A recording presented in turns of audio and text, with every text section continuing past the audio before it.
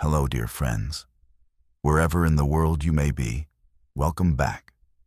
Today, I will guide you into the hidden heart of Beijing, behind vermilion walls and golden roofs, into a place where emperors ruled, concubines dreamed, and eunuchs whispered through endless corridors.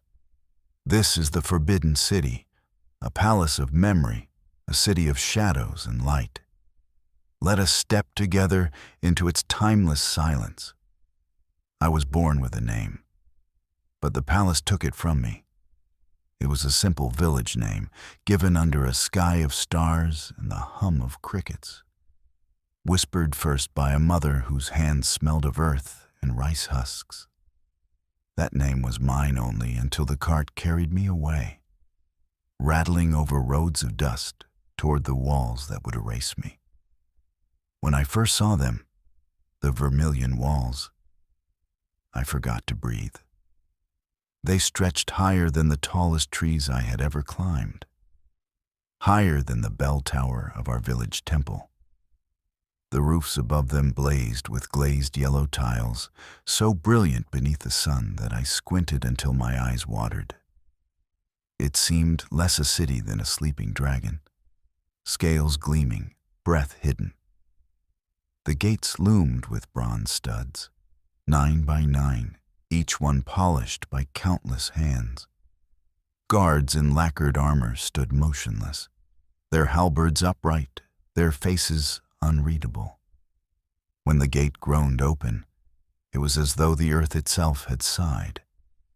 I stepped through, and the world of my childhood vanished behind me. The Forbidden City was not born in silence. It rose from the sweat and blood of thousands. Even as a boy, too small to carry more than a bucket of water, I felt the ground tremble with the rhythm of their labor.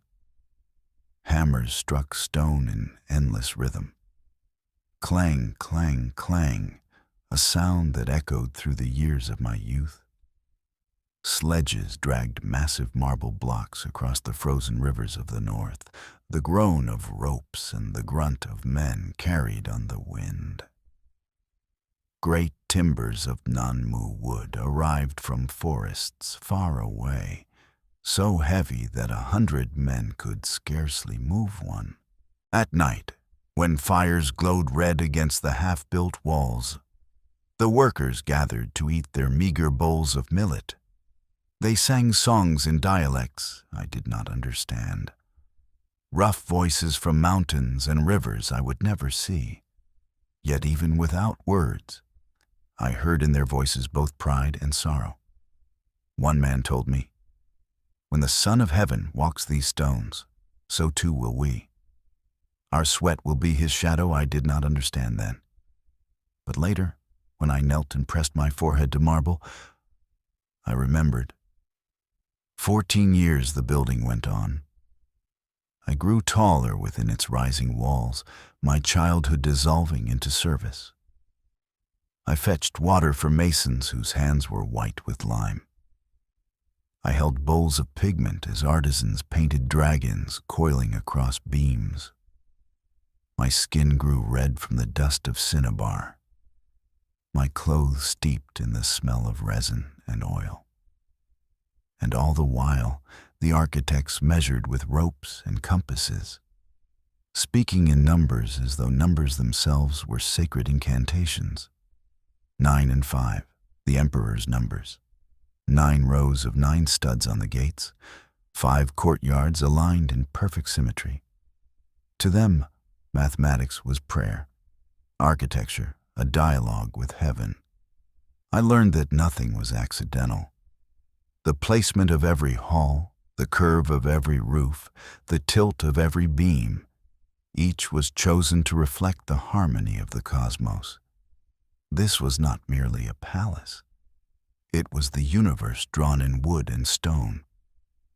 When at last the palace was declared complete, the city erupted in a festival the likes of which I have never seen again. The drums began at dawn, deep as thunder. Bells answered them, ringing so loud the air itself seemed to vibrate. Incense burned in braziers, its smoke curling skyward like serpents of white silk. Soldiers lined the avenues, their armor gleaming, their banners fluttering like waves of flame. Then the emperor came. Yongle, the dreamer, the builder, the man who had commanded heaven itself to sit upon earth. He ascended the marble terraces in robes of imperial yellow, embroidered with dragons whose claws stretched like lightning. Each step he took made the stones beneath my knees tremble. From where I knelt, forehead pressed to marble cold as ice, I dared to lift my eyes once. He looked less like a man than a sun rising, his face radiant, his form immense against the sky. Around me, thousands prostrated, their foreheads striking the ground in unison. The sound was a thunder of flesh against stone. That day, the Forbidden City was born, not only of wood and stone, but of belief. We believed the emperor to be the Son of Heaven, and so the palace became the axis of the world. But for me, that day was also the end of my childhood.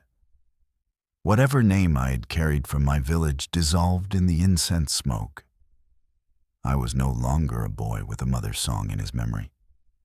I was a eunuch, a servant, a shadow. My duty was to carry incense, to sweep floors, to hold trays without trembling. My life was bound to these walls, as permanent as the dragons painted on beams above. I thought once of escape, of running back through the gates, back to the fields and rivers of my youth. But I knew that no gate would ever open for me again. The city had swallowed me whole, and its silence became my silence. Sometimes, at night, I pressed my ear to the marble steps, and I swear I heard it breathe. The stones sighed with the weight of hammers long stilled, whispered with the songs of workers long gone, murmured with the thunder of footsteps yet to come. The palace was alive, and I, nameless as I was, had become part of its breath. When I first entered the heart of the Forbidden City, I did not yet understand its language. To me, it was only vastness, courtyards that swallowed my footsteps, walls that reached for the sky, halls so immense they made my body feel as small as dust. But in time, I came to see that every stone, every beam, every painted dragon was a word in a sacred tongue, the language of heaven written upon earth. Each morning, I carried my lantern along the central axis, the line that stretched unbroken from the meridian gate in the south to the god of divine might in the north. The architects had drawn this line as though it were the very pole of the universe. "This is the spine of the dragon," an elder eunuch told me, "the line around which the empire breathes." I walked it slowly, my sandals whispering against stone polished by countless feet. To the east and west spread courtyards and chambers, vast as seas. But always the axis pulled me forward, a straight path binding heaven to earth. Even now, I can close my eyes and walk it still, every gate etched into my memory like beads on a rosary. The Meridian Gate was the mouth of the city, swallowing those who entered, never spitting them out unchanged. Passing beneath its shadow felt like stepping into another realm. Behind you, the clamor of markets and mortal life. Before you, silence heavy as the sky. Beyond it lay the gate of supreme harmony, where ministers once waited trembling for the emperor's summons. Its vermilion doors bristled with bronze studs, 9 rows by 9, the number of heaven. Each stud caught the sun, so that the gate shimmered as though armored with stars. Every gate had its voice, the creak of hinges like groaning beasts, the slam of doors like thunder rolling across mountains. To walk through them was to be judged, measured, and found small. Between each gate stretched courtyards so vast that crossing them felt like walking across oceans of stone. In winter, the wind cut like knives, driving snow in whirling spirals. In summer, the sun blazed upon white marble until the air itself shimmered. I remember kneeling in those courtyards, my forehead pressed to stone so cold it burned, or so hot it scalded. The sound of 1,000 ministers bowing together was like the sea crashing upon rocks, foreheads striking marble in waves of obedience. For a eunuch like me, the courtyards were trials. We carried incense burners heavy with brass, our arms trembling as the smoke rose into the boundless air. Yet, in that trembling, I felt the weight of eternity press down upon me. And then, at the center, the hall of supreme harmony. The first time I entered, my breath caught. Its pillars rose like a forest of blood-red trees, their trunks thick as 10 men. Above, the ceiling bloomed with painted clouds and coiling dragons, their scales glittering with flakes of gold. Lanterns swung gently, their light painting ripples across the gilded beams. At the far end stood the dragon throne, not a chair, but a sun forged of gold and jade.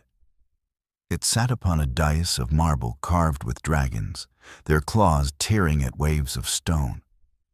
When the emperor ascended it, the hall itself seemed to bend around him, as though the universe acknowledged its axis. We eunuchs knelt low, holding incense until our arms ached, while ministers prostrated in endless rows.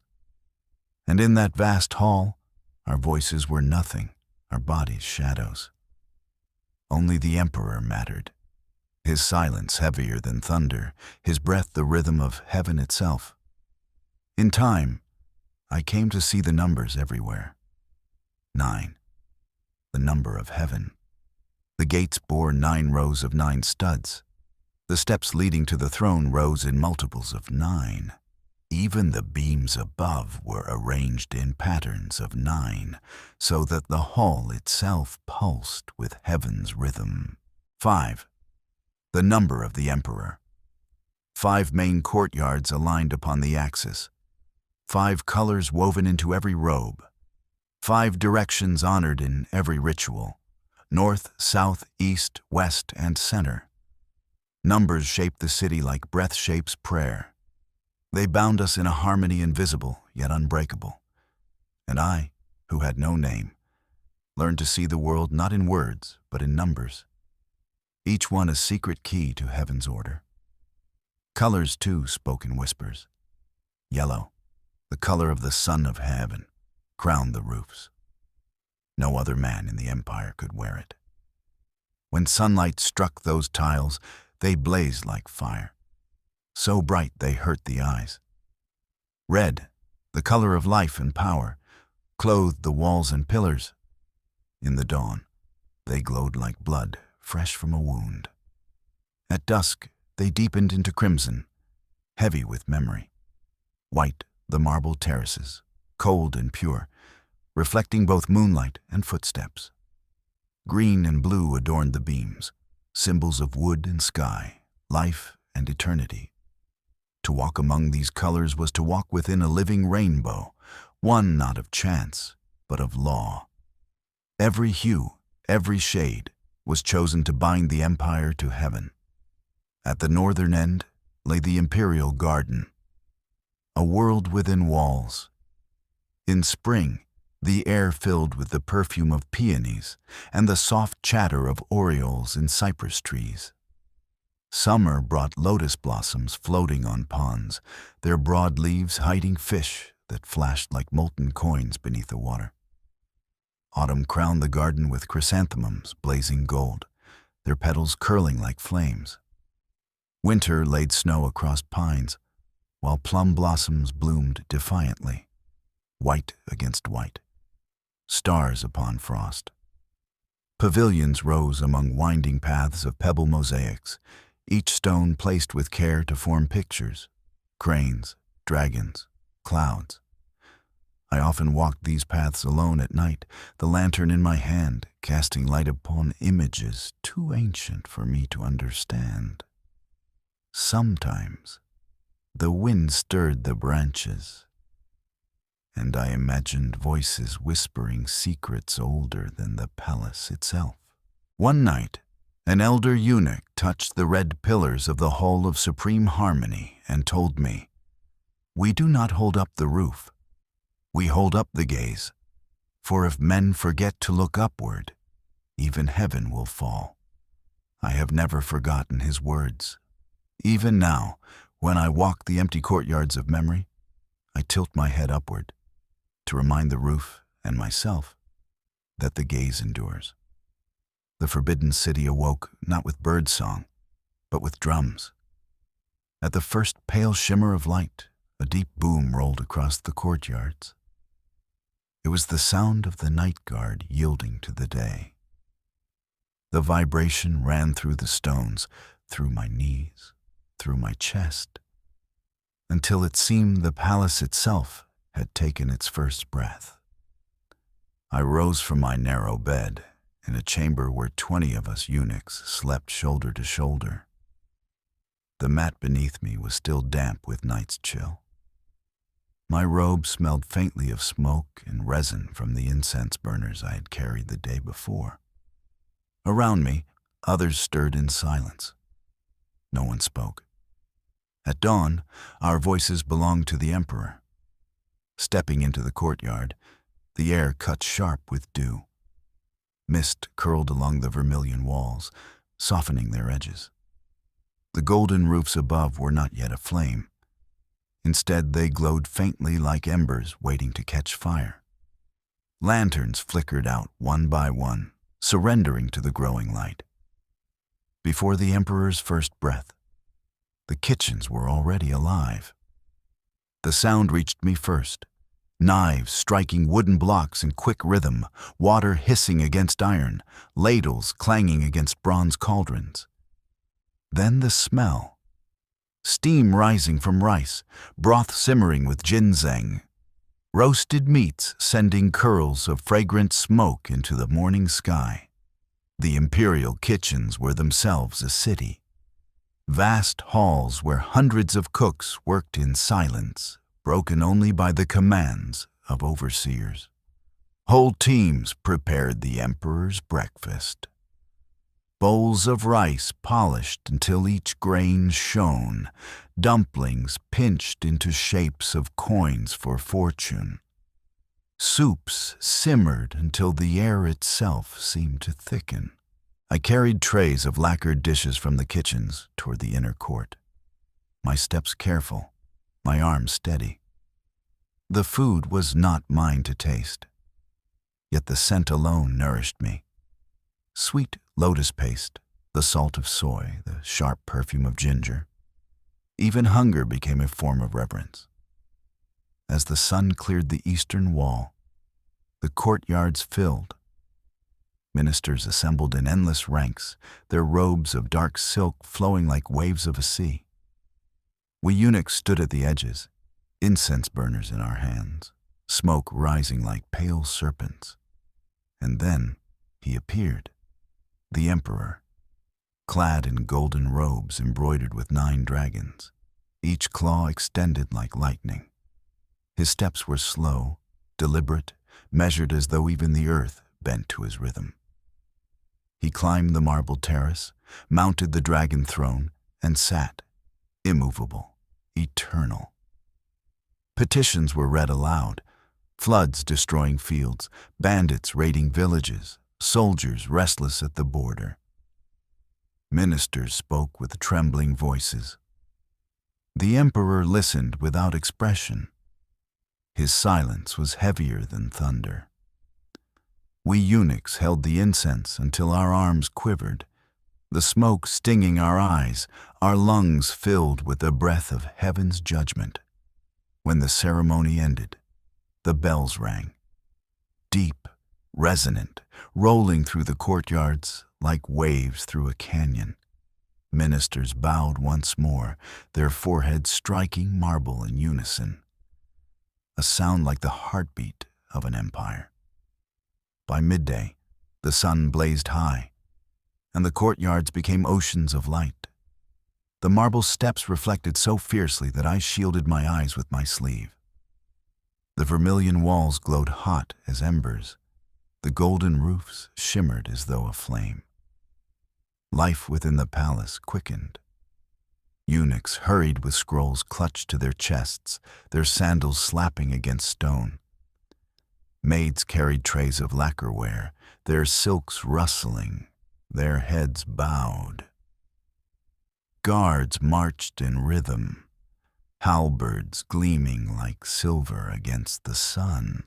And in the inner court, another world unfolded. Concubines walked through gardens where lotus blossoms floated like jewels upon the water. Their gowns whispered, silks brushing marble with the sound of secrets. Fans painted with cranes and blossoms hid their lips, but not their eyes. Eyes sharp, restless, always measuring. I carried messages between their chambers, my gaze lowered, my footsteps careful. But even without looking, I felt the weight of their presence, as though fire burned at the edges of my robe. Their laughter drifted through corridors, bright as bells, then abruptly silenced, like a blade returned to its sheath. Afternoons belonged to the emperor's quiet hours. Sometimes he summoned musicians, zithers plucking delicate silver threads of sound. Flutes breathing sighs like wind through pines, drums tapping the heart's hidden rhythm. The music wound through painted corridors, carrying the air into another world. Other times, he studied scrolls of calligraphy and painting. His brush moved with a steady hand, ink flowing like midnight across silk. Each stroke was measured, patient, deliberate. To watch him write was to watch eternity take form in black upon white. And sometimes he walked the gardens. I followed at a distance, incense in hand. I remember one winter's afternoon when he paused before a plum tree in bloom, its white petals blazing against snow. He stood long, unmoving, until the wind shook blossoms onto his golden robe. In that moment, he seemed not emperor, but poet. Not son of heaven, but man. Silent, still, caught in beauty. As the sun sank, shadows lengthened across the courtyards. The air cooled. Lanterns were lit, one by one, their glow soft and golden. The sound of drums returned, slower now, marking the descent of day. The evening meal was itself a ritual. Dozens of dishes arrived. Duck roasted until its skin gleamed like lacquer, soups fragrant with rare herbs, dumplings shaped into the symbols of wealth. The emperor tasted only a few bites, yet the abundance spoke of power. Power measured not in appetite, but in display. Later, the concubines gathered. Their perfumes mingled, jasmine, sandalwood, musk, until the very air seemed intoxicated. Their silks shimmered in the lamplight. Their jewels sparkled like constellations. The emperor chose with a gesture, a smile, a glance. And in that moment, lives were lifted or broken, hopes inflamed or extinguished. When darkness deepened, the forbidden city became a realm of shadows. The outer gates closed with thunder, bronze studs glowing faintly in torchlight. Guards paced in pairs, armor clinking, voices hushed. Courtyards emptied, their vast marble floors gleaming beneath the moon. In my narrow chamber, I lay upon my mat, eyes open to the darkness. Through thin walls I heard the palace breathe. The faint pluck of a zither, the echo of laughter swallowed by silence, the cry of a night bird startled from cypress branches. And sometimes, though perhaps it was only imagination, I heard footsteps, where no lantern burned, whispers where no lips moved. The forbidden city slept, but it never rested. Its silence was alive, its shadows breathing. And I, nameless eunuch, lay awake, knowing that when drums sounded at dawn, the day would begin again. If I close my eyes, I can still hear the palace breathe. The strike of a knife against wood, the hiss of rice steaming, the shuffle of silk across marble, the crack of halberds in unison, the slow beat of drums that tethered day to night. Together, these were the music of empire, and I was only a note within it. If the outer court was the realm of stone and thunder, the inner court was a world of silk and whispers. Beyond vermilion doors lay chambers perfumed with sandalwood, gardens veiled in moonlight, and corridors where footsteps fell as lightly as petals. I, a eunuch, passed through both worlds, carrying trays of lacquered dishes, messages folded upon silk, boxes of jade hairpins. To many, the harem was a dream of paradise. To me, it was a cage woven of fragrance and rivalry. I still remember the days of selection. Carriages rattled through the meridian gate, veils hiding pale faces powdered smooth. The girls stepped out in trembling silence, their eyes wide as ponds in winter. Mothers waited beyond the walls, their weeping muffled, for tears were forbidden before the palace. We lined the maidens in rows, straight as bamboo. "Lower your gaze," we whispered. "Hands folded, smiles soft, move as though you are floating." Behind silk screens, the emperor or the empress dowager watched, their eyes sharp as knives. A nod could raise a girl to splendor. A frown could send her back to obscurity forever. Some entered the harem radiant with joy, their futures wrapped in gold. Others left with shoulders bent, their names already fading. And I, nameless, carried their tokens, jade bracelets left behind, handkerchiefs damp with tears. Inside, life unfolded in strict ranks.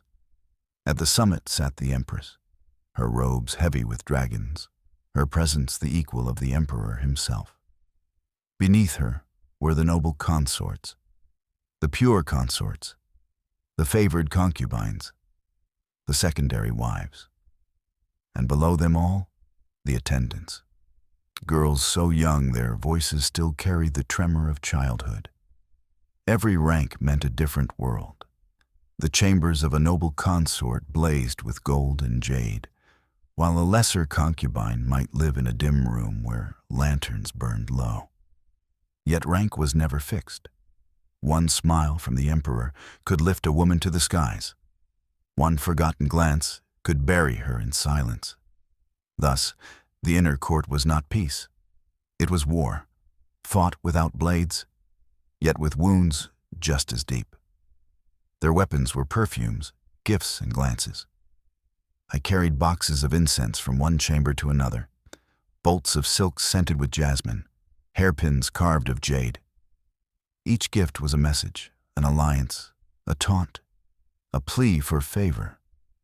I saw concubines greet each other with smiles too bright, their eyes cold as winter rivers.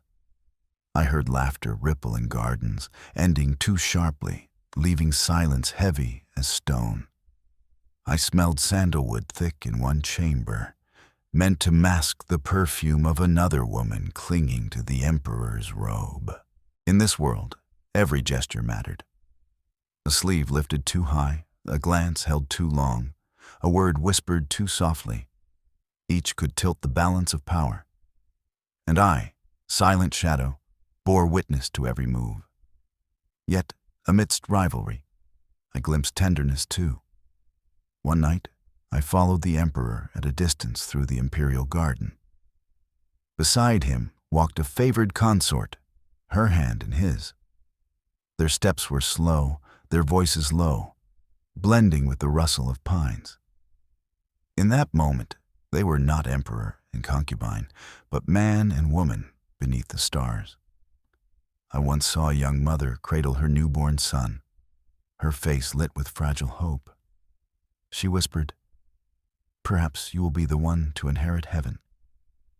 Her eyes glowed with a fire both tender and fierce. And I saw girls, too young yet to be chosen, sit by lotus ponds writing poems upon silk. Their verses floated into the air, prayers carried by the wind. Even within a cage, dreams refused to die.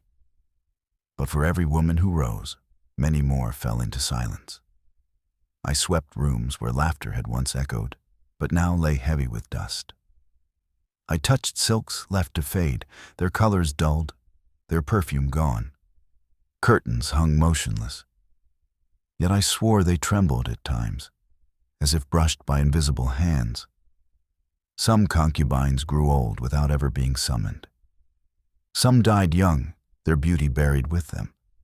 A few took their own lives, when despair grew heavier than gold. Their names slipped from records, but the walls remembered. At night I heard sighs in chambers long abandoned, as if the past still breathed through their stones. To walk through the inner court was to drown in scent. Jasmine and orchid, rose and musk, sandalwood and amber. Each chamber had its own note, its own melody in the perfume symphony. Even now, I recall the rustle of silks brushing marble floors, the clink of jade bracelets, the whisper of fans hiding secrets. Voices braided together, jealousy, hope, sorrow, laughter, all tangled threads of a single loom. The forbidden city was the emperor's domain, yet it was also theirs. To the outside world, they were queens of heaven, living in splendor. But within, they were prisoners of desire, petals in a storm they could not command. I carried their lamps, swept their floors, delivered their secrets. I was a shadow among them, yet their longings seeped into me. For within these vermilion walls, we were all the same. Emperor, concubine, eunuch, empress. We were all bound by silence, chained by duty, dreaming of freedom we would never taste. At times, when wind stirs the curtains, I hear whispers, not of the living, but of those erased. Names the scrolls have forgotten, but the stones recall. They call softly, like echoes fading in corridors, like perfume lingering long after the body is gone. To serve in the forbidden city, some men gave their minds, some their voices, some their freedom. We eunuchs gave our bodies. I was still a boy when it was done. The memory is a scar I cannot show, but it throbs in silence whenever I walk the marble steps. A dull room, a knife too sharp, the smell of iron and smoke, the taste of tears swallowed so they would not be heard. When it ended, I was neither child nor man. I was something else, a vessel emptied, a shadow born. They told us we had been purified, that we were now closer to heaven, stripped of desire, fit to serve the Son of Heaven himself. But I knew even then, it was not holiness, but survival. Our bodies had been broken so that the empire could use us without fear. There were thousands of us, boys taken from villages, men who sought survival, some even nobles who traded pride for power. Together we formed a silent brotherhood within the walls, an army of shadows. At dawn we scattered through the palace like ants, some to sweep courtyards, some to carry scrolls, some to guard gates, some to prepare the emperor's meals, some to serve in the harem, some to manage treasuries heavy with jade and gold. Our duties were endless, yet invisible. The ministers were honored, the concubines adored, the emperor worshipped. But we were ghosts in silk robes. moving silently so that the palace might live. Do not mistake our silence for weakness. For though we were shadows, shadows can stretch long. Some eunuchs held the emperor's seal, signing decrees in his name. Some controlled access to the inner court, deciding who might enter and who must wait. Others whispered into imperial ears, planting seeds that grew into policies, wars, or executions. There were eunuchs who commanded armies, who wore robes of purple, who were feared by ministers and generals alike. There were those who grew so rich that their mansions rivaled palaces, their coffers heavy with bribes and gifts. But power among eunuchs was as dangerous as perfume among concubines. It attracted envy, suspicion, wrath. Many who rose high were struck down suddenly, banished, imprisoned, executed. Their shadows burned away like incense too close to the flame. I was never among the powerful. My hands carried incense, my feet walked messages, my voice spoke only when called. Perhaps that was why I endured. But I listened. I watched. I remembered. A eunuch with no power may yet hold the empire in his memory. For while ministers were exiled and concubines forgotten, we remained. Year after year, emperor after emperor, dynasty after dynasty, we endured, silent witnesses to the rise and fall of all. Sometimes I wonder if that was our true power. Not in ruling, not in commanding, but in remembering what others wished to forget. Yet endurance had a price. We were men without sons, without wives, without families. No laughter of children greeted us at day's end. No hand clasped ours in age. Our only legacy was service. Our only children, our memories. I remember nights when the palace was silent, when the lanterns burned low and frost crept across the marble. I lay awake, listening to my own breath, and felt a hollowness deeper than any hunger. I wondered if anyone would remember me when I was gone, or if my name would vanish like smoke. Some eunuchs clung to brotherhood, finding comfort in shared fate. Others turned bitter, their emptiness filled with ambition. Some prayed daily, begging the gods to forgive what had been taken. Some fell to despair, drinking poison or stepping into rivers. I chose silence and memory. To live as a shadow, but one that endures. To the emperor, we were useful tools. We could be trusted in the inner court, for we had no families to betray him to. We could serve in the harem, for we had no desire to steal what belonged to him. We could be loyal, for our only hope of meaning was bound to his favor. Yet behind this trust was contempt. Ministers called us twisted, incomplete, unnatural. Concubines looked through us as though we were not there. Even common guards spat the word eunuch like it was dirt. But when the emperor spoke, all bowed, even those who mocked us. And it was often through us that his words were carried. Shadows may be despised, but they are always close to the flame. At night, when I walk the corridors alone, I hear whispers. Not from ghosts, but from my brothers. Their steps echo beside mine, though they are long gone. One voice says, "We were broken to serve." Another says, "We endured to remember." And I, walking between them, wonder which voice is mine. The Forbidden City was not merely a palace. It was a stage upon which the empire performed its dialogue with heaven. Every courtyard was a theater, every hall a sacred vessel, every stone step an audience to rites older than memory. And we eunuchs, shadows though we were, became the unseen stagehands, moving silently to keep the performance alive. The first ritual of every day was the drum of dawn. At the edge of darkness, before the birds stirred, drums rolled across the courtyards, slow, heavy, resonant, like thunder dragged across mountains. I lit lanterns along the corridors, their glow spilling over vermilion pillars, and thought, this is the Empire's heartbeat. The sound did more than wake us. It announced to heaven itself that the Son of Heaven still ruled. Night yielded to day, silence to order, chaos to law. Most mornings brought the Grand Court Assembly, when ministers knelt in endless rows upon the marble.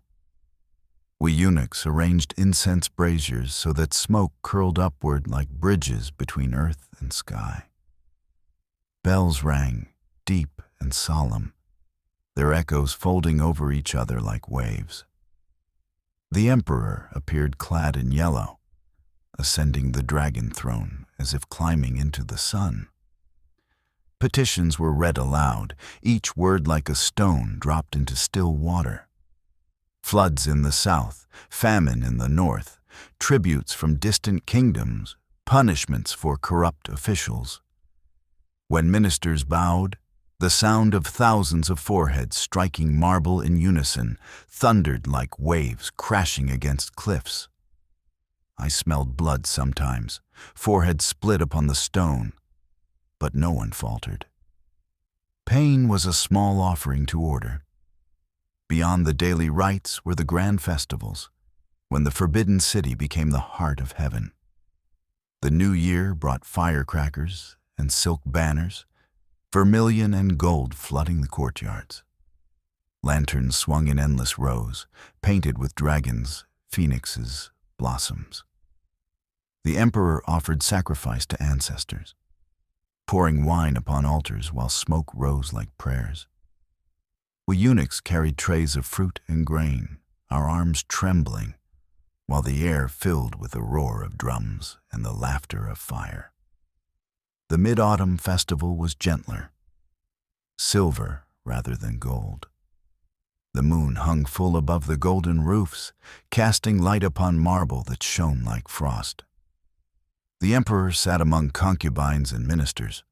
Poems were read aloud, wine poured into jade cups, mooncakes shared though never fully eaten. Music drifted like mist, flutes, zithers, voices humming low. I stood at a distance, lantern in hand, and thought the palace itself had become the moon's reflection. The most solemn rites were those of sacrifice. The Emperor, Son of Heaven, bowed before altars of earth and sky. He burned silk and jade as offerings, the flames painting the dawn crimson.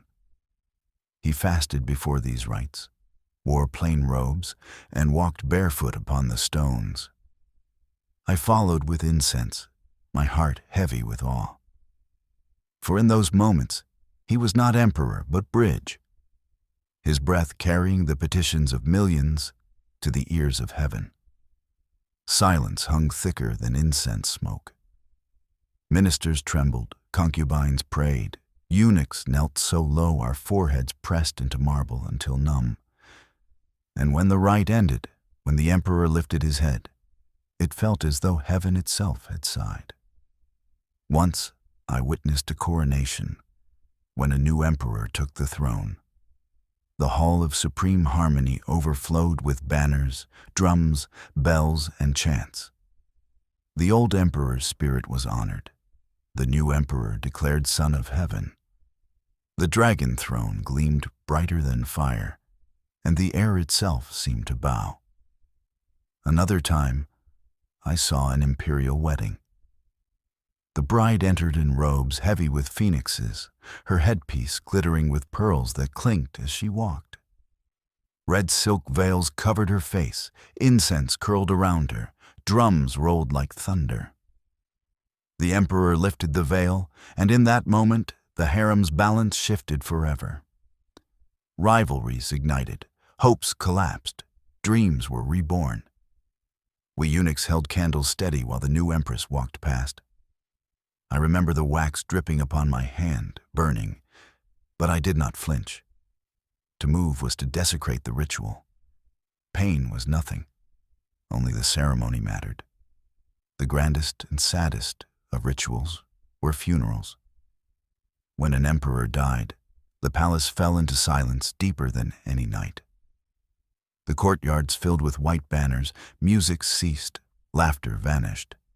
Eunuchs and ministers alike wore mourning robes, our steps slow, our breaths hushed. I once carried a lantern before the coffin of an emperor. The coffin was draped in yellow silk, embroidered with dragons, now at rest. Behind me, the wailing of concubines shook the night.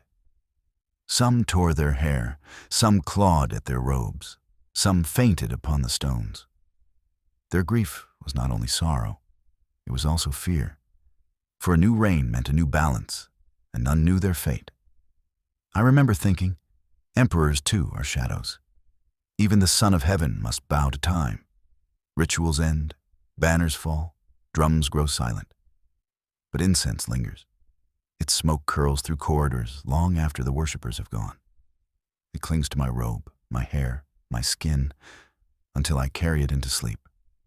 And sometimes, in dreams, I wonder, was I burning incense for the gods? Or was I the incense, burning away for the empire? There was a time when the forbidden city did not feel like stone, but like fire. Alive, radiant, untouchable. The emperor was strong, the coffers were full, the borders secure.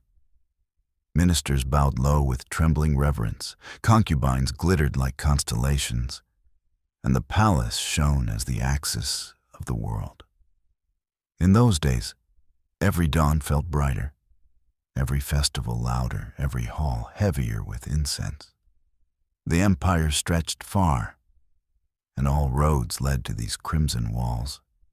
I remember thinking, this is what it means for heaven to smile upon earth. On mornings of triumph, the emperor would ride through the courtyards beneath banners the size of sails. Dragons coiled upon yellow silk, phoenixes spread wings upon crimson cloth, and the air thundered with drums. We eunuchs lined the paths, holding censers that spilled clouds of sandalwood smoke. Soldiers in armor like scales of bronze marched in endless rows, their halberds catching the sun until the courtyards blazed with light. When the emperor passed, silence fell. Not even the wind dared to move. His face shone like the sun, his gaze heavy as the sky. People knelt, foreheads striking marble, and the sound was like 1,000 thunderclaps echoing through stone. Feasts in the Golden Age were themselves acts of power. The imperial banquet stretched across endless tables, dishes upon dishes, flavors gathered from the corners of the empire.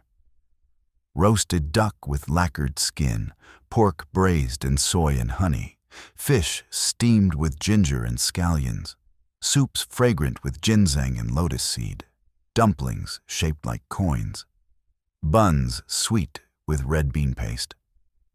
There were dishes so rare they arrived only once a year, carried in carved boxes from provinces far away. There were fruits gilded with gold leaf, desserts sculpted into dragons and phoenixes, teas steeped in jade cups that shimmered in lamplight. We eunuchs carried trays until our arms ached, the air thick with fragrance so intoxicating it felt like drowning in sweetness. Yet for all the abundance, the emperor tasted only a few bites. The feast was not for hunger, but for awe. The palace also welcomed envoys from beyond the empire. They came robed in silks of strange colors, speaking tongues like rivers I could not follow.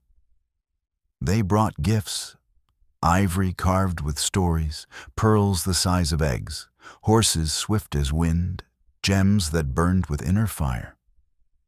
I stood in the hall of supreme harmony as they bowed low before the dragon throne.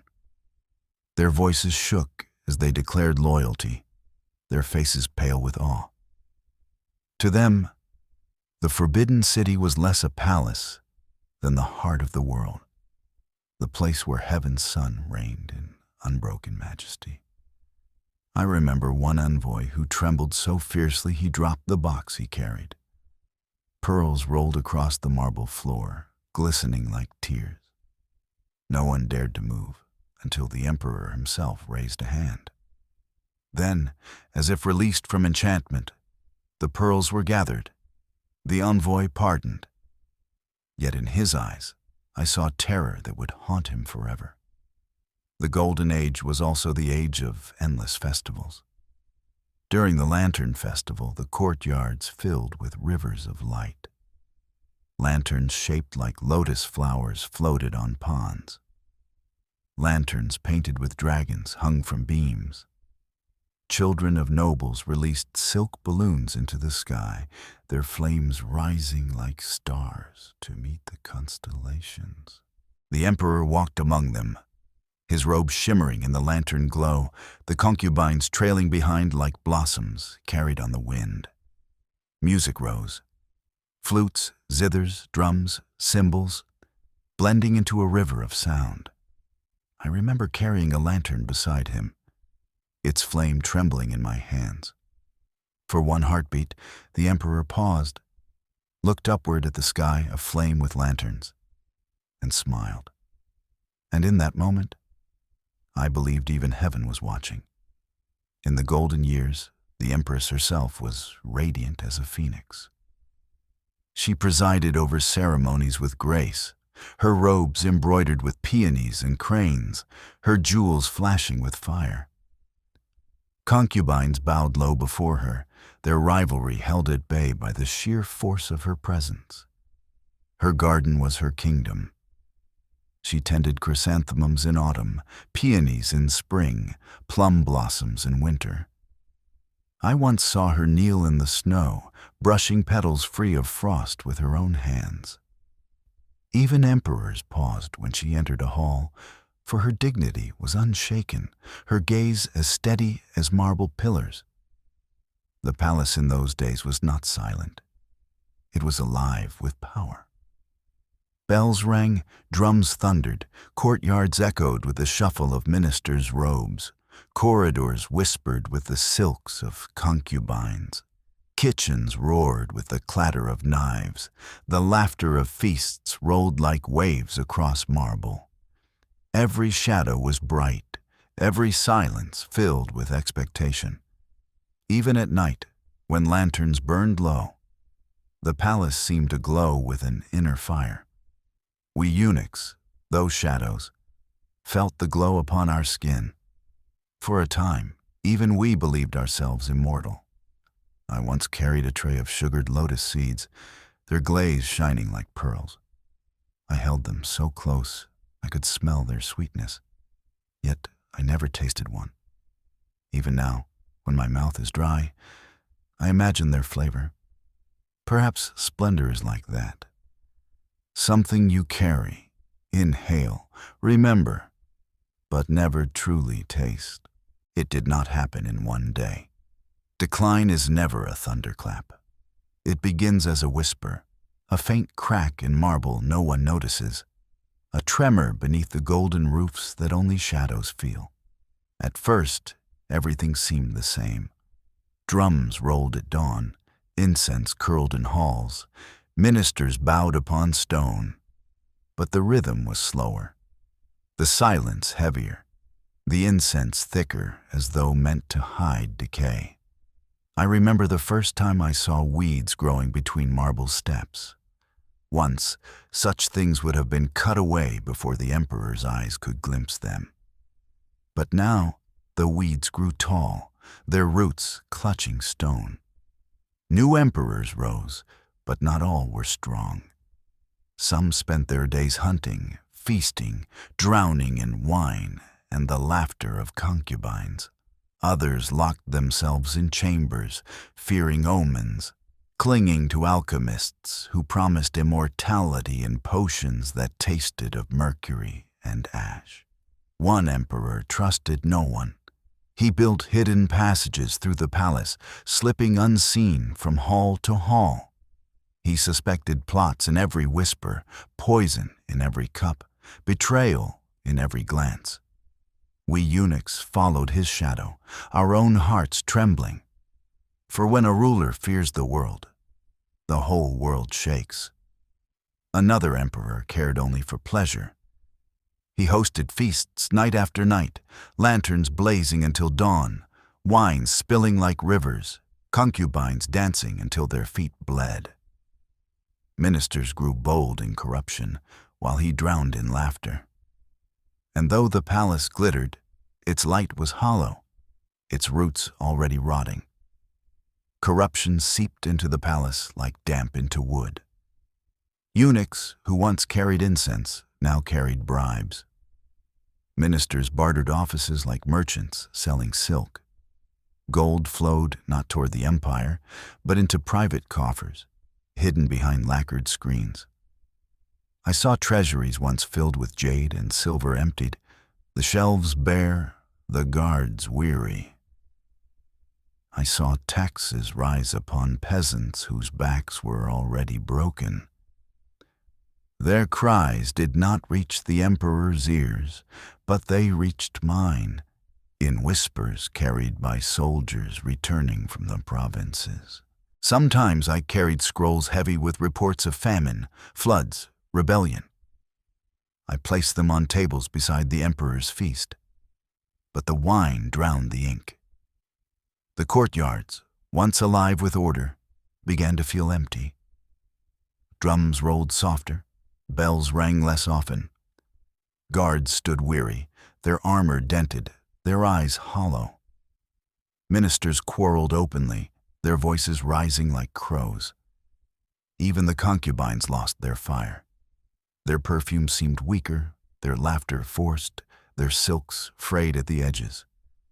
Rivalries still burned, but without the brilliance of before. They fought not for glory, but for survival. And at night, the palace grew too silent. Lanterns flickered low, corridors stretched long and cold. I would walk alone and hear echoes of the past, laughter, music, drums. But when I turned, there was nothing. Only shadows, only silence. Beyond the walls, the empire trembled. Foreign ships with sails like white wings touched the coasts. Foreign guns thundered louder than drums. Foreign merchants brought silver, but also greed, opium, war. Envoys still came to the palace, but now they came not with awe, but with demands. Their bows were shallow, their eyes sharp. And I, carrying incense as always, felt the air change. Less reverence, more hunger. The forbidden city remained radiant, but its light no longer blinded. The world had grown wider, and the palace narrower. As the palace weakened, so too did I. My steps slowed, my hair grayed, my hands trembled when I carried incense. I had lived too long within these walls, seen too many emperors rise and fall. Once, I had believed we were eternal, that the forbidden city would outlast heaven itself. But now, as I swept dust from marble that cracked beneath my broom, I knew. Even dragons grow old, even suns set, even palaces decay. In the golden age, silence was heavy with awe. Now silence was heavy with fear. Once, incense curled upward like prayer. Now it curled sideways as if searching for escape. And I, a eunuch without name, felt my own shadow thinning, as though even the palace had begun to forget me. When the end came, it came not with thunder, but with the soft steps of a child. He was so small that the dragon throne seemed to swallow him whole. His robes of yellow silk slipped from his shoulders, his feet barely touched the dais. Ministers knelt, eunuchs bowed, but I saw their eyes. Doubt, pity, calculation. He was called the Son of Heaven, yet he had not yet lost all his milk teeth. His voice trembled when he repeated the oaths whispered into his ear. And when the courtyards thundered with the sound of foreheads striking marble, he flinched, as though the empire's obedience were too heavy for him to bear. I, old by then, stood in the shadows with incense in hand. I looked at him and felt sorrow deeper than words. For I knew the throne was heavier than stone, and this child's shoulders were too slight. The forbidden city had already dimmed. Its drums no longer rolled with thunder, its bells rang seldom, its festivals were small, their lanterns fewer, their laughter thin. Courtyards once bright with ministers were now half empty. Some had resigned, some had fled, some whispered of rebellion. The kitchens prepared fewer dishes, the air less fragrant, the tables less heavy. Even the silks of the concubines dulled, their jewels fewer, their perfumes faint. The palace was still vast, but its fire was gone. It was a dragon asleep, its breath shallow, its scales cracked. Beyond the walls, the world no longer bowed. Foreign soldiers marched with rifles and cannons, their boots heavier than our drums. Foreign banners flew over coastal cities. Foreign merchants demanded silver, demanded ports, demanded pieces of the empire itself. Even within the forbidden city, their shadows entered. I saw envoys walking proudly where once they trembled, their hats tall, their eyes unyielding, their voices loud in languages we did not know. The child emperor watched them with wide eyes, not understanding. We eunuchs watched with narrowed eyes, understanding too well. The day came when the Son of Heaven bowed to earth. I remember the silence. No drums, no bells, no incense. Only the sound of brushes scratching upon silk as the abdication edict was written. Ministers knelt not with awe, but with weary resignation. Eunuchs like me stood frozen, our shadows trembling on the marble. The emperor, still a child, held the brush in his tiny hand. His tutor guided his strokes. His characters wavered, crooked, uncertain as the empire itself. With each stroke, 1,000 years slipped into silence. When it was done, the scroll was rolled, sealed, carried away. The boy sat upon the throne that was no longer his. He looked around as though waiting for someone to tell him what game was next to play. But no one spoke. No one knew. In that moment, I understood. The Son of Heaven was gone, but the sky had not fallen. The palace still stood, the marble still gleamed. The vermilion walls still burned red against the setting sun. But the magic had broken. The empire was no longer eternal. The boy emperor became only a boy again. He played with toys in chambers too vast, wandered gardens too silent, chased butterflies beneath roofs built for dragons. I watched him once laugh as he ran across marble, his voice echoing through halls where emperors once commanded armies. The sound was sweet, but unbearably sad. By then, I was old. My hands shook when I lit incense. My knees ached when I knelt. My breath grew short when I walked the courtyards. I had seen emperors rise like suns and fall like withered leaves. Now I saw the last emperor fade like a candle in wind. The forbidden city that had once devoured my name was itself devoured. By time, by greed, by shadows from beyond. And I, once a shadow among shadows, felt myself thinning, fading, forgotten. The last drum has rolled, the last bell has rung, the last forehead has struck marble. Now there is only silence. And in that silence, I hear all the centuries echoing.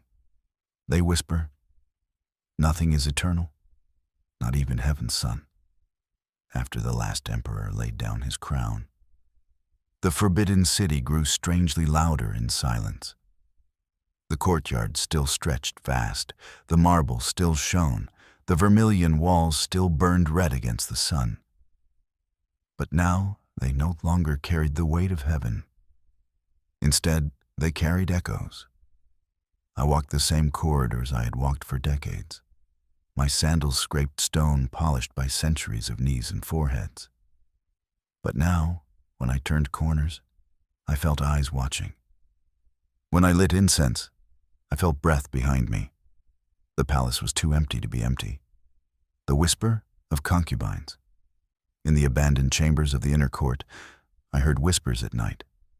Soft voices, rising like perfume from dust. Sometimes laughter, brittle as glass. Sometimes sobs, muffled as though behind veils. I swept one room where the curtains still smelled faintly of jasmine. As I brushed dust from the floor, a breeze stirred the fabric, though no window was open. For a moment, I thought I saw a woman's shadow sitting before a mirror, combing hair that shimmered though the chamber was dark. When I blinked, the mirror showed only dust and cracks. They say concubines forgotten in life often linger in death. Their longing clings stronger than perfume, and the palace remembers. In the hall of supreme harmony, where once 1,000 ministers bowed, I sometimes heard footsteps, heavy, deliberate, echoing across marble steps. Yet when I raised my lantern, the dais was empty, the dragon throne cold. Once I smelled incense burning though no brazier was lit. The smoke curled upward, forming the faint outline of a dragon before vanishing into the rafters. I knelt instinctively, though no emperor sat before me. Perhaps the palace itself had become emperor, carrying its own soul. We eunuchs too left shadows.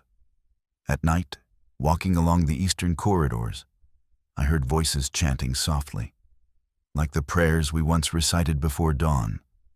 The sound was thin, like silk tearing, but it lingered. Sometimes I answered aloud, whispering the words I had memorized as a boy. The voices paused, then resumed, as though acknowledging me. One night, I saw figures in the distance, robes pale, heads bowed, moving in rhythm.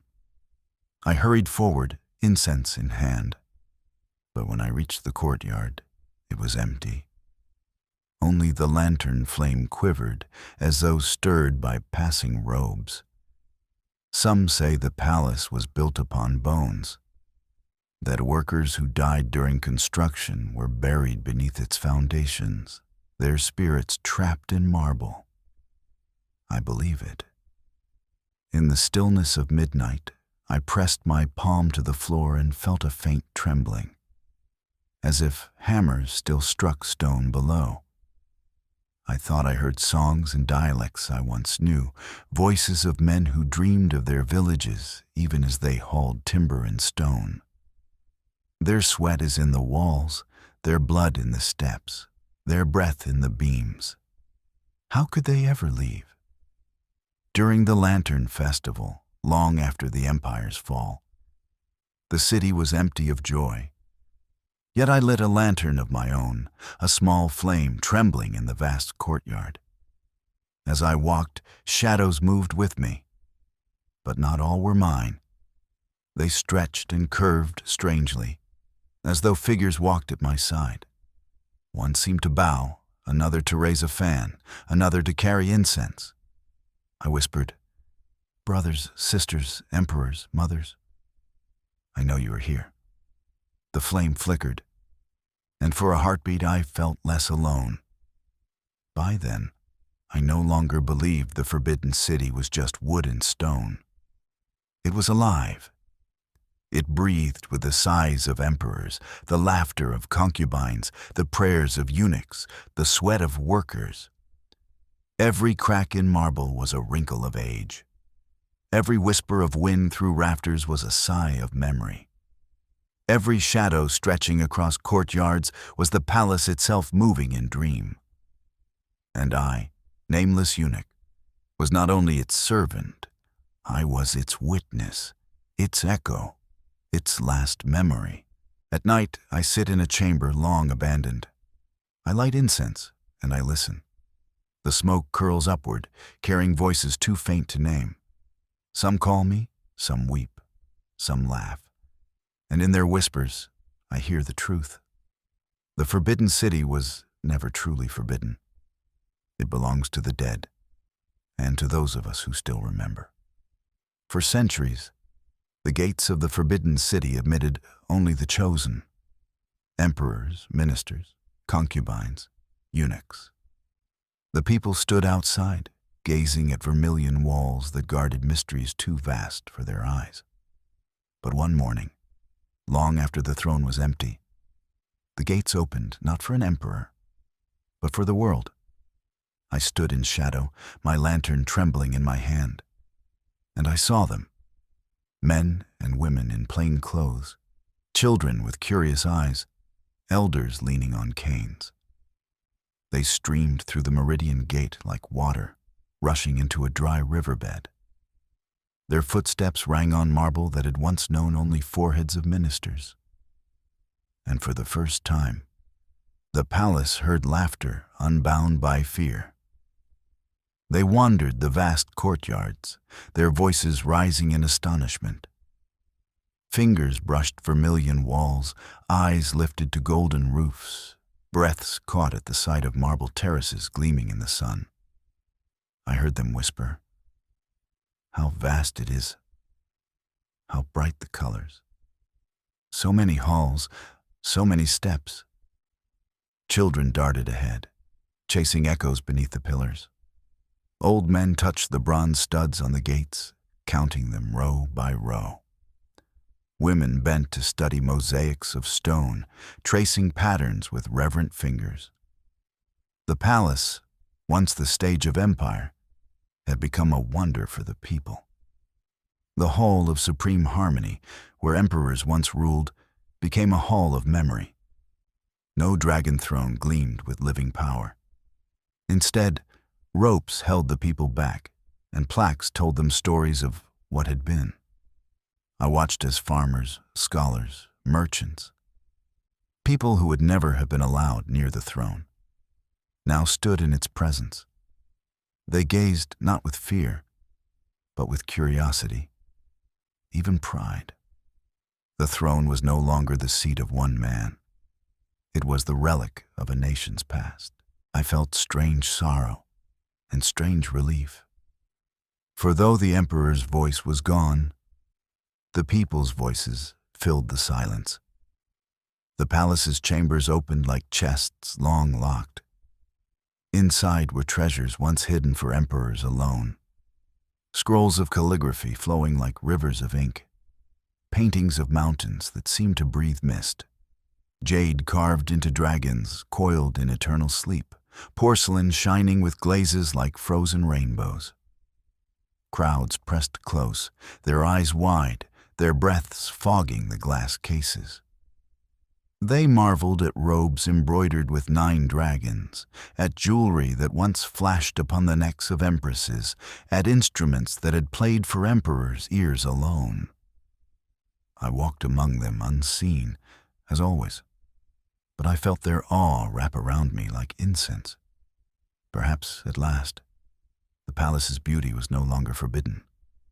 The imperial garden, once a cage for concubines, now rang with the laughter of children. They ran along pebble paths, climbed upon carved rocks, shouted at koi that flashed beneath lotus leaves. Parents watched with smiles instead of fear. I lingered beneath the pines, listening to their joy. The garden seemed lighter, freer, as though it had waited centuries to hear laughter unchained. For once, the blossoms bloomed not for emperors, but for everyone. I, who had lived as a shadow, wondered if I still belonged. The palace was alive again, but no longer as I had known it.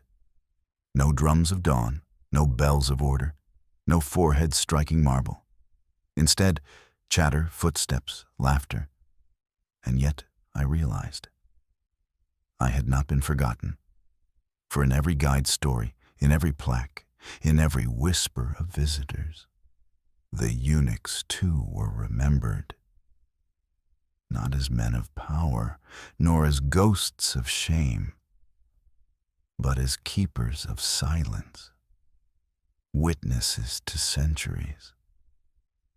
Perhaps that was enough. I light incense no longer for emperors. Now I light it for the people who wander these halls, for every child whose laughter echoes where drums once rolled, for every hand that touches vermilion walls with wonder.